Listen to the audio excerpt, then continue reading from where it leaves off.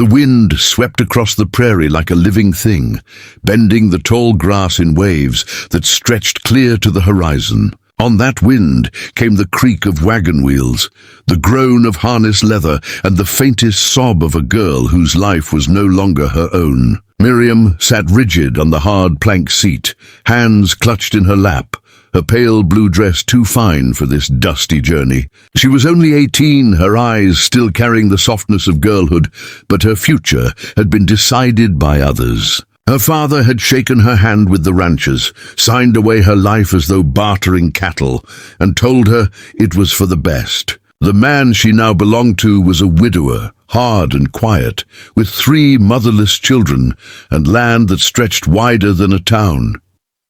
Miriam had not spoken a word during the ride. Each mile further from her home pressed heavier on her chest until she thought she might suffocate under the weight of silence. When the wagon finally stopped, she lifted her eyes and saw it, the ranch. It was no grand homestead, no painted house with a porch. It was weathered boards, patched fences, and the smell of work. Chickens scattered at the wheels, and 3 children, ragged, wide-eyed, and thin, stood by the corral watching her like she was a stranger from another world.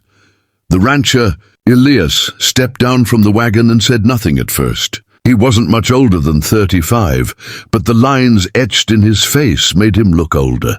His eyes carried shadows of both grief and grit, and when he finally spoke, his words were practical, not tender. "This is Miriam. She'll be staying. Treat her with respect." That was all he gave the children before he turned away to unhitch the team. No introduction, no welcome. To him, this was necessity, not romance.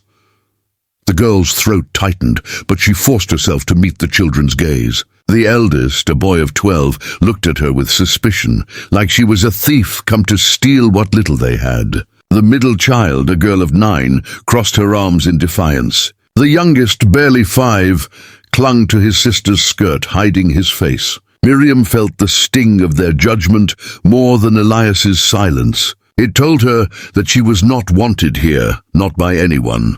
That night they ate in silence around a rough-hewn table. Miriam tried to speak once, asking if she might help with the chores, but her words fell into the air like stones, sinking without answer. Elias ate quickly and left for the barn. The children kept their eyes on their bowls. The loneliness at that table was sharper than any knife. When she lay down in the small room Elias had set aside for her, the walls felt close and the bed too big. She buried her face in the pillow, and for the first time since leaving home, she let the tears come. She cried for her lost girlhood, for the family that had given her away, and for the future that seemed nothing but hard labor and cold silence. But as dawn broke, Miriam rose. She had been raised to sew, cook, clean, skills her father had thought little of, but here they could be weapons. She stepped quietly into the kitchen, stirred the fire back to life, and set about making a meal. By the time Elias and the children came in, the table was laid with bread, eggs, and fresh milk. Their surprise was plain, though no words of thanks came. Still, Miriam saw the flicker of something in their eyes, a pause in their suspicion. By the week's end, she was working alongside them, mending torn clothes, scrubbing floors, and coaxing smiles from the youngest child with small stories. The middle girl resisted longest, testing Miriam's patience with sharp remarks, but even she began to soften when Miriam stitched a doll from scraps of cloth and placed it gently in her hands. The eldest boy still guarded his heart, but Miriam did not push. She only met his cold stares with quiet persistence, showing that she would not run from the work or the weight of this house. What shocked the neighbors, when word spread, was that the girl everyone expected to break under the weight of the widower's house did not break at all. She bent deeply, but like tempered steel she did not snap. And in that bending, she began to find a strength that even Elias could not ignore. The first true test came sooner than anyone expected. It was late spring, the kind of season when the prairie looked deceptively gentle, hiding storms beneath its beauty. Elias had ridden out early to check on a fence line, leaving Miriam alone with the children. She had only begun kneading dough for the day's bread when the eldest boy, Samuel, burst through the door. His face was flushed, his words tumbling out in panic. "The calf, she's stuck in the creek." Miriam wiped her hands on her apron and followed him out, the younger children trailing close behind. They hurried across the pasture, the wet earth sucking at their shoes, until she saw it.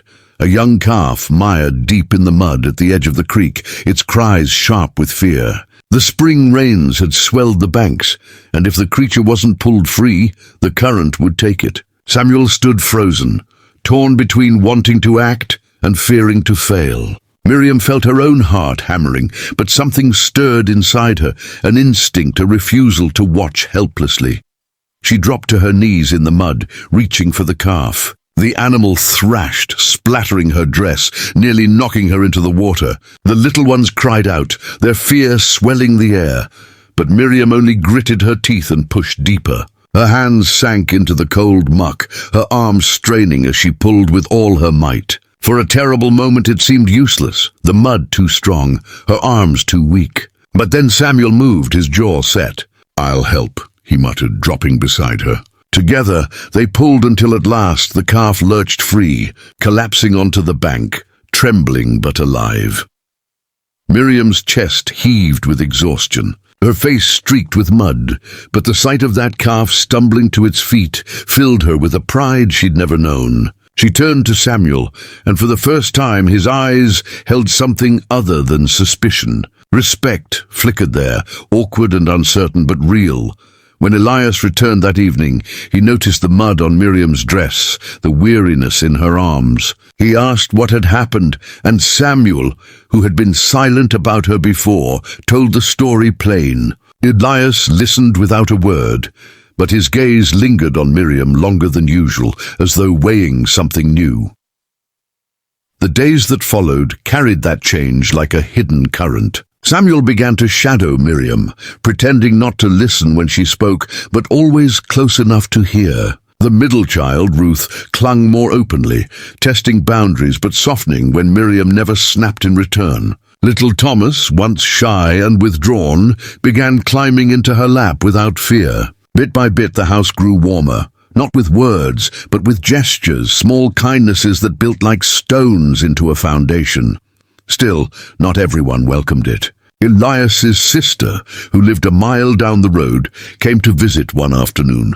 Her sharp tongue wasted no time in cutting Miriam down. "Too young, too soft," she said with a sneer, eyeing the girl's worn hands. "This house needs a woman who's lived, not a child playing dress-up." Her words cut deep, and Miriam bit her lip to keep from crying. But before she could answer, Samuel stepped forward. "She saved the calf," he said firmly, his voice shaking but strong. "She works harder than anyone I've seen. She belongs here." The silence that followed shocked them all, Miriam most of all. For the first time, she felt the bond between herself and the children was no longer a thread, but a rope, something strong enough to bear weight. That night, Miriam stood at the window, staring out across the moonlit fields. The loneliness had not vanished. She still felt it, sharp as a thorn. But in its place, something else was growing. A resolve. She would not be a burden, nor a shadow in Elias's house. She would carve her place here, no matter how the world judged her. And somewhere in the quiet, Elias lingered in the doorway, watching her with a gaze she could not yet read. There was no softness in it, no romance, but there was something deeper, a recognition perhaps that this girl was not as fragile as he had thought.